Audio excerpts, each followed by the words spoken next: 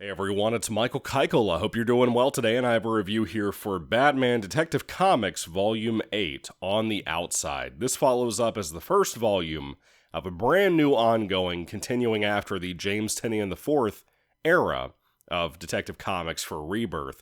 I don't think this counts as Rebirth, and matter of fact, Volume 8 here is kind of weird. I looked around to find out, because usually I like to tell people in my reviews how many issues are included, but there's no way to do that. There's nothing listed on the back of the book in my Kindle. There's nothing listed on the credits pages or anything. So I can't tell you. I think it was like 5 or 6 issues total. There's 144 pages, so that sounds about right. But anyway, we have 2 new writers on here. Brian Hill, who I've never heard of, and Michael Morchi, I think. I feel like I've heard of that name before. This is the thing, man. The cover for this book is fantastic. I really dig it. Until I started reading the book and I figured out who one of the characters was. And it's probably not the guy holding Batman that I'm talking about here. So, I gotta rewind a little bit. I won't talk about too many spoilers with Volume 7, but I have to talk about that. You know, the James Tynion finale, if you will. It was pretty much outright said that, hey, we're going to go ahead and end the whole Bat family thing. And I think that was something only mainly in Tynion's run for Detective Comics. And I was happy about that, because I wasn't really thrilled with his work on that era, aside from the beginning of it. By the end of it, in Volume 7, I was just done. And I'm glad I didn't go back and reread everything. I've said that numerous times, and I mean it. However, at the end of that book, it seemed like we were going to stop the whole Bat family thing and have Batman just be on his own, like he is kind of, sort of, in the Tom King Batman run. I guess in just regular Batman comics, which I was cool for. I was excited about that. And that was a blatant lie. I don't know if this is an editorial thing or what, but immediately from the get-go, the setup of this book is the Bat family are in danger. You know? I guess where I'll start at is Batwing is actually investigating a particular sketchy situation, and he almost dies in an explosion trying to save somebody, but it was a targeted situation where it was clearly him being called out, and eventually Cass, Orphan, gets attacked as well, and the villain turns out to be this newcomer guy that I don't think has ever been in the comics. I don't think so, as far as I know. His name is Karma, and he's going after these people because they make Batman weaker, according to him. But I don't know how much that actually means to him by the end of the book, the way things are explained. Maybe it was a tactical decision to try to get to Batman rather than he actually has an issue with the Bat family as much as I do. Is this guy supposed to be like a stand-in for people like me? I don't know. That's just a joke, but it doesn't feel like a joke. Anyway, so Karma is really, to me, I like this villain. I think he's kind of badass. The artwork in this book is really, really good for the most part. So I really like what they did with Karma. There's some really cool stuff that they happen to use him for. He's just like a guy who wears a helmet that apparently is telekinetic. Or, yeah. Is that the one where you can read people's thoughts? That's what I mean. I'm pretty sure that's it, because no, telepathic, excuse me, I'm an idiot. Telepathic. He's telepathic because of his helmet.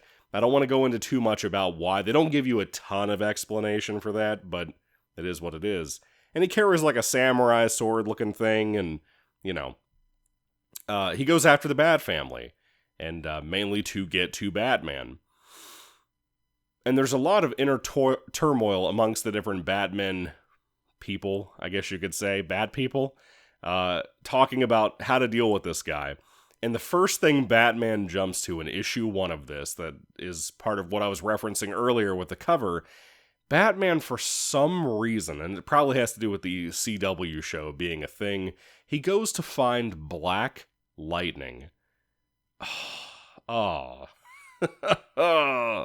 Okay, so I saw the first episode of Black Lightning, and I could tell already that it was going to be CW's SJW nonsense infused into that show. I had no interest. So after that, like, half of that first episode, or after the end of the first episode, I was done. I didn't bother anymore.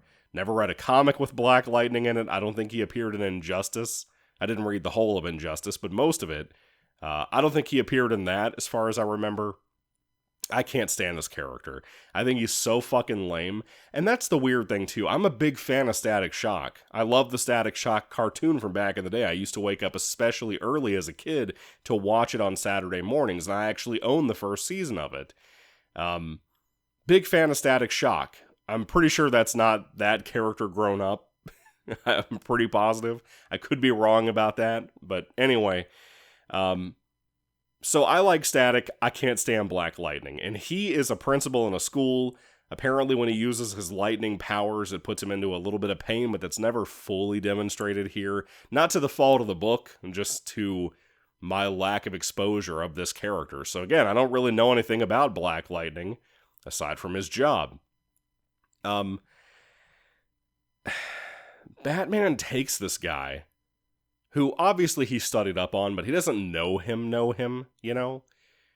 He takes this guy and has him basically be the new mentor to all of these, you know, Bat family members, mainly Batwing, Barbara Gordon, Cass.